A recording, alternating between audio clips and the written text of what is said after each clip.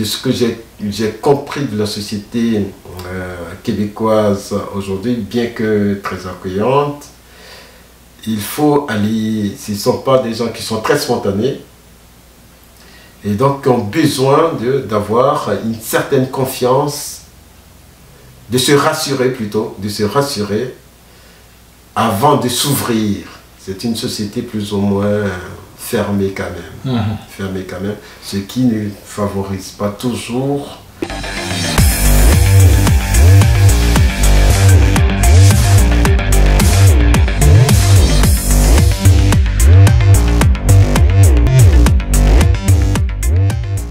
Chers téléspectateurs, bonjour et bienvenue à l'émission Flamme Entrepreneuriale.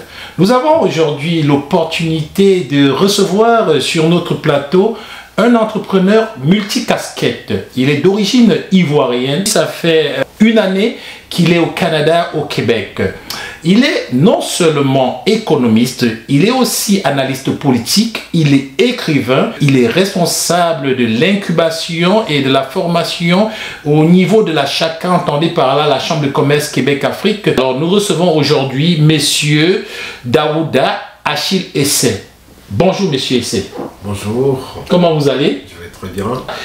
Qu'est-ce que vous compléterez à votre présentation que je viens de faire? Merci de l'opportunité que vous m'offrez de m'accueillir dans votre si beau studio. Je suis donc Daouda Achille, je suis économiste et spécialiste en management de projet. Je suis entre autres analyste politique.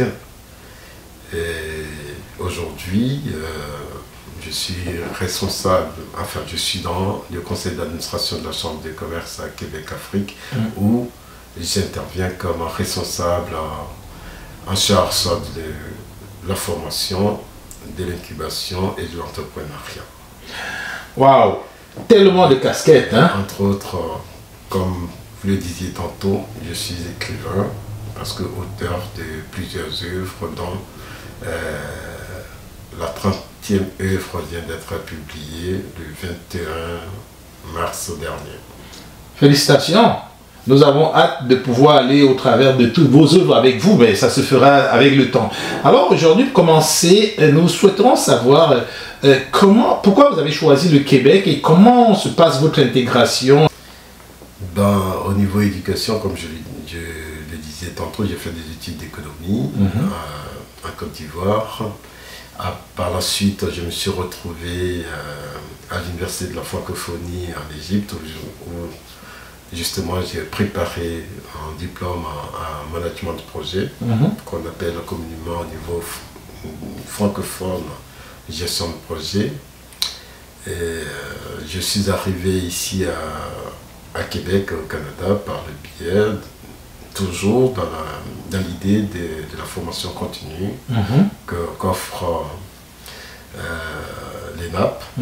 Et donc je suis arrivé pour faire une formation en évaluation de développement que j'ai terminée. Maintenant au niveau professionnel, j'ai travaillé plus ou moins dans les organisations des ONG. Et en Côte d'Ivoire, j'étais justement chargé de programme d'une fêtière. Je dis fêtière parce que c'est une grosse organisation qui regroupe d'autres organisations. On était à l'époque où j'ai quitté mon poste de chargé de programme. On avait 191 organisations au sein donc, de cette fêtière-là. Et donc on faisait plus ou moins plusieurs activités. En partenariat avec d'autres entreprises. Avec des organisations internationales, etc. Et votre arrivée ici au Québec, qu'est-ce que pour le moment vous avez le plus retenu? Qu'est-ce qui vous fait bouger le plus? Et comment se passe l'intégration? Et donc, ici à Québec, il faut dire que j'arrive, contrairement peut-être à ceux qui auraient reçu un choc, moi, je connais plus ou moins le voyage. Le Canada apparaît comme, et Québec apparaît comme mon 34e pays que je visite. Et donc préparer en amont à l'idée du voyage et d'un jour vivre au Canada. Et donc mon esprit était déjà plus ou moins disposé. Et donc, le choc culturel ne me gêne pas. Bien au contraire, ça devient, c'est tout un atout, une opportunité de me faire découvrir dans une relation de partage, d'échange plus ou moins constructive, qui permet à chacun de mieux connaître l'autre et de créer l'épanouissement dont on a besoin. Voilà. Selon vous, quelles sont les difficultés les plus patentes des entrepreneurs issus de l'immigration, de la diaspora ici au Québec? Bon, c'est vrai que il y a d'abord, je pars du fait qu'il y a heureusement des entrepreneurs issus de la diaspora, notamment africaine, qui arrivent à vraiment s'exprimer, à montrer que effectivement dans cette communauté il y a des possibilités, des potentialités, qui fait tomber certains stéréotypes. Mais in fine, il faut comprendre aussi que ça n'a pas été facile pour ces personnes de se hisser à ce niveau-là.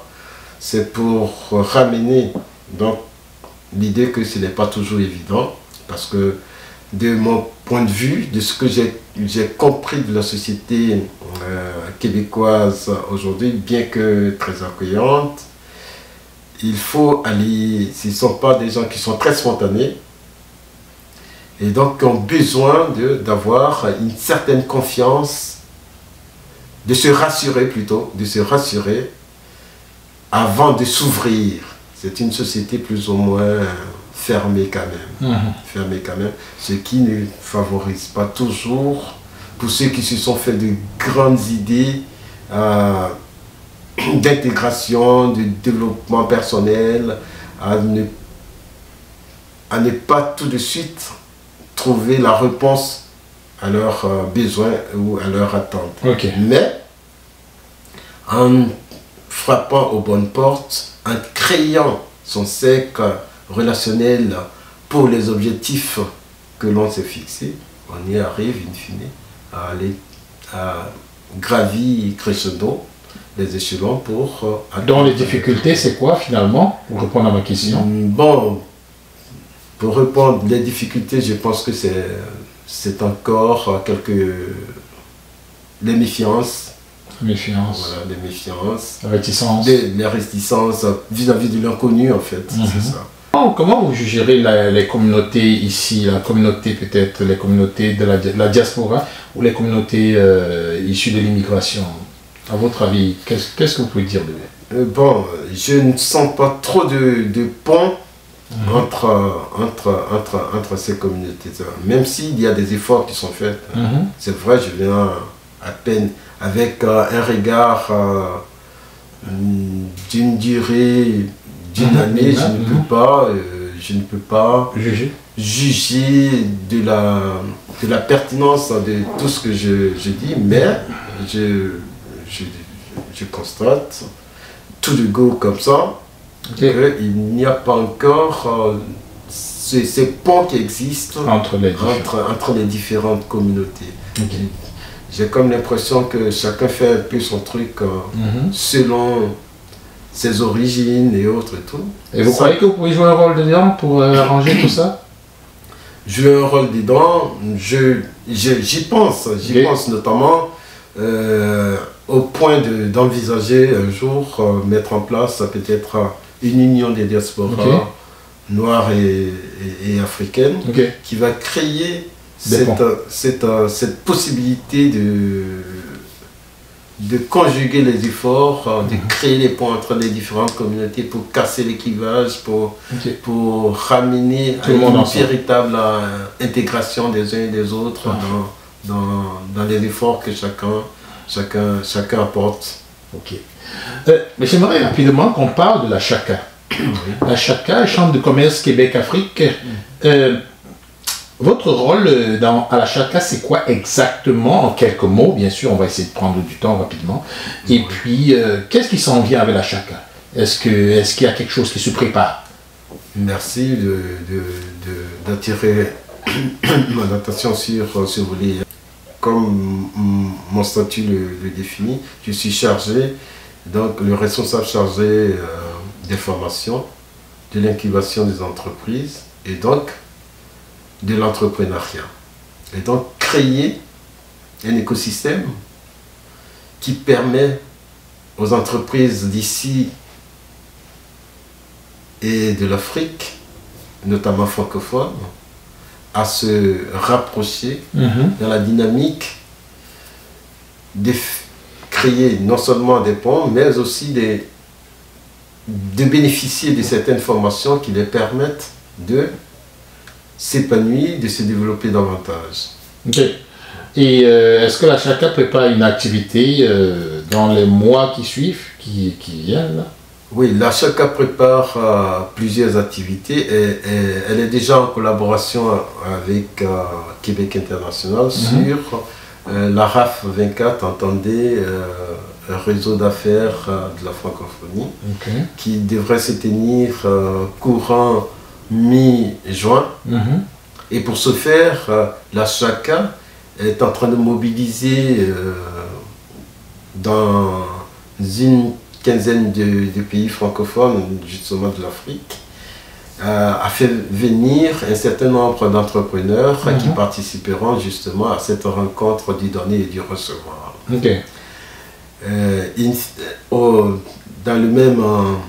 Dans la même dynamique, la Chaka prévoit donc ses propres activités en marge donc, de cette rencontre qui va permettre donc aux entreprises qui viendront du continent de rencontrer des homologues ici et tisser des liens dans des discussions B2B ou dans des visites d'entreprises afin d'implémenter peut-être des expériences et autres des uns et des autres dans leurs différents pays. Voilà. Vous êtes un analyste politique et vous êtes économiste. Est-ce que vous pouvez nous donner rapidement, en quelques mots, la situation économique et bien sûr politique de l'Afrique et peut-être de un ou deux pays? On a vu qu'il y a eu des élections au Sénégal. Qu'est-ce que vous pouvez nous dire de tout ça? Justement, il y a un souffle nouveau qui souffle, qui secoue un tout petit peu. Qui souffle, je dirais, qui souffle un peu sur le continent et notamment la partie ouest africaine. Il y a des changements significatifs qui s'opèrent et qui doivent attirer l'attention de tous. Il ne faut pas oublier que l'Afrique, même dans sa dynamique, est un continent dont le développement est sous perfusion, entre griffes. Je dis sous perfusion parce que, bon, c'est l'assistanat et tout le temps des dictats du nord au sud qui animent donc cette économie.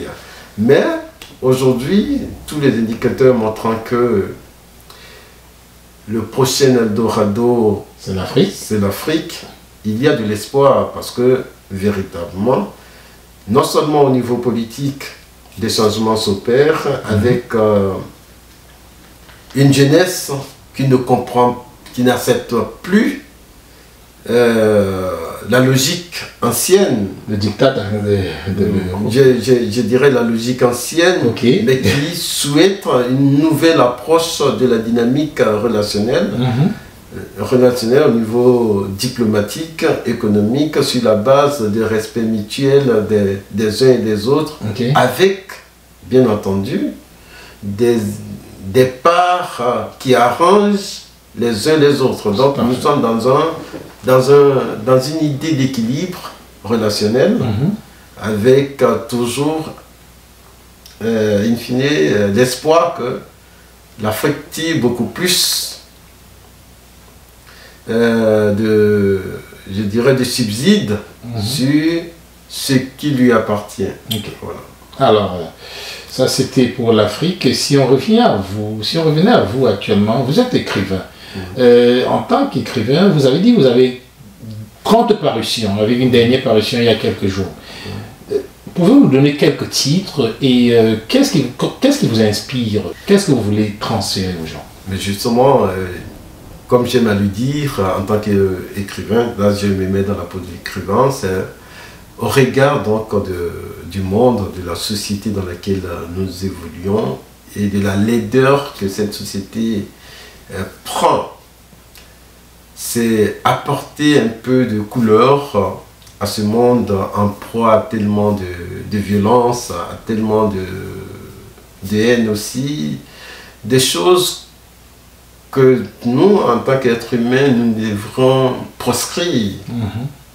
Et donc, pour moi, écrire, c'est édulcorer un peu ce monde, apporter un peu d'espoir et faire changer aussi, parce que pour la postérité, nous laissons des marques, nous pensons que nous devrons laisser des marques pour que demain, l'on ne puisse pas se dire, mais personne n'y a pensé. Donc j'écris selon l'inspiration du moment. J'écris au niveau politique, par exemple en Afrique, nos rois seraient-ils des gangsters, qui est très critique. J'ai sorti le monde diplomatique. J'écris aussi en économie. Je ne saurais citer tous les titres. Quels sont les livres que vous avez écrits qui selon vous, sont pour vous, personnellement, les meilleurs? Et pourquoi? Non. En fait, quelquefois, j'aime rêver. Quand j'écris, par exemple, Un amour intemporel sous un ciel étoilé, qui raconte une belle histoire d'amour, je me dis que des gens peuvent quand même, dans ce monde des grisailles, peuvent quand même rêver, penser à l'amour et l'amour pour l'autre. C'est un sentiment tellement inextricable que rêver permet d'oublier de temps en temps toute cette noirceur que nous traînons à longueur de journée. Et donc, j'aime particulièrement cette œuvre. Mais il y a bien d'autres, il y a bien d'autres titres qui parlent de tout et de rien. Il y a aussi de la poésie que j'écris. Donc vous écrivez en économie, vous écrivez en littérature, vous écrivez dans plusieurs domaines. Même en sport. En sport. Puisque la dernière Coupe d'Afrique en Côte d'Ivoire s'étant présentée comme une sorte d'exception au regard des précédentes éditions, je ne me suis pas privé donc d'écrire quelque chose là-dessus au regard donc de ce caractère exceptionnel du parcours des Ivoiriens et notamment de toutes les équipes qui ont pris part avec des chamboulements inattendus.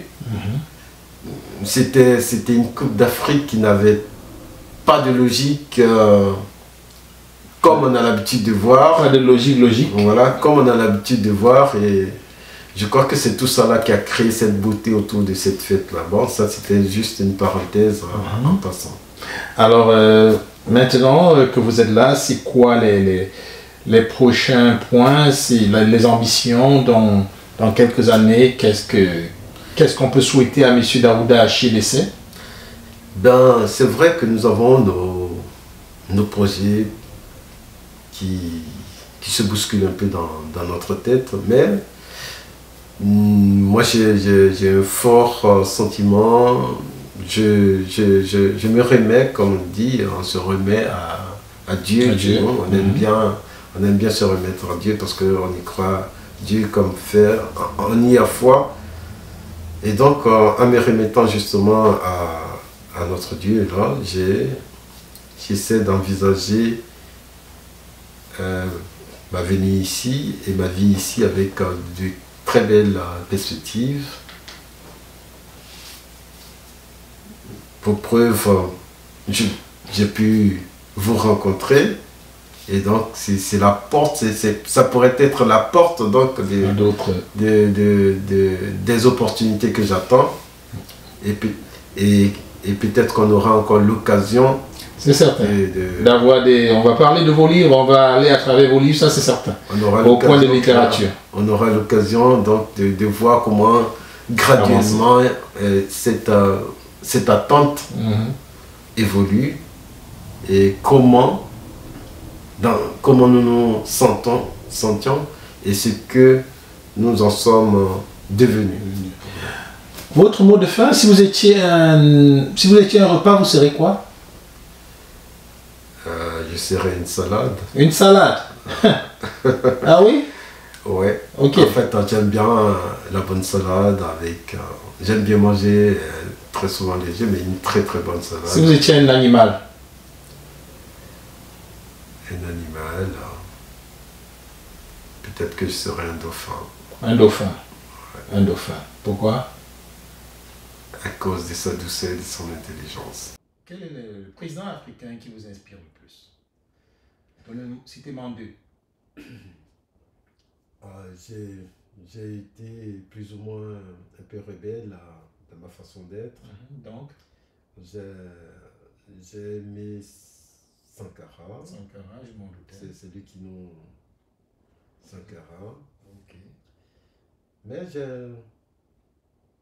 on ne l'a pas toujours compris, mais j'ai aimé mon président, enfin le vieux, comme on nous disait, notre grand-père, Félix Houphouët-Boigny. Super. Votre mot de fin?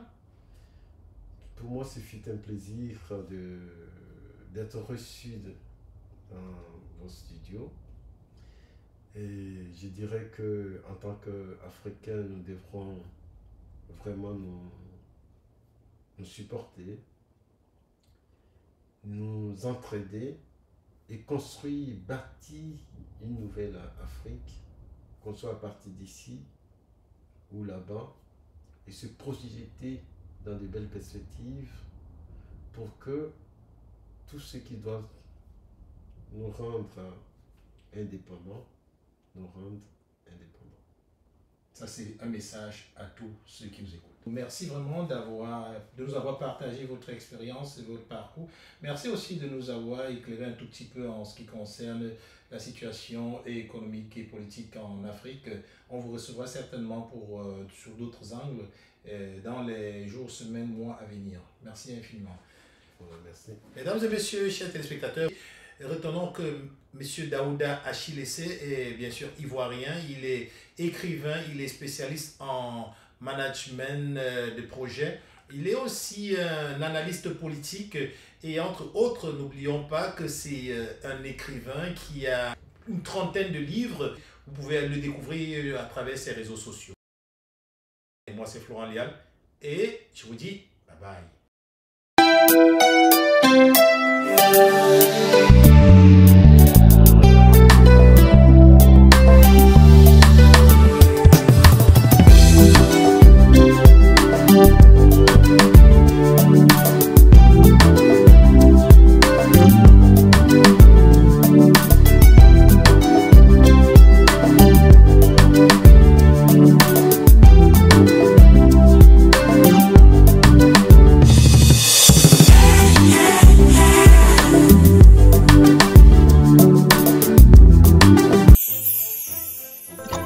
Découvrez Afrique Remis. De votre confort, envoyez de l'argent depuis le Canada et les États-Unis vers de nombreux pays africains. Tout ceci au meilleur taux du marché. Utilisez nos différents services, tels que envoi d'argent par Mobile Money, Express Union, ou encore faire un dépôt bancaire. Vous pouvez également régler vos factures d'électricité, d'eau et de télévision via notre plateforme. Rechargez votre carte prépayée UBA et effectuez un virement bancaire à partir de notre application. Nos agences sont ouvertes 24 heures sur 7 et les retraits sont gratuits. Aussi, vos retraits dans les GAP UBA avec votre carte prépayée sont gratuits. Vous pouvez être assuré que vous êtes en toute sécurité et que toutes vos opérations sont prises en charge. Allez-y et téléchargez l'application depuis Play Store et Apple Store.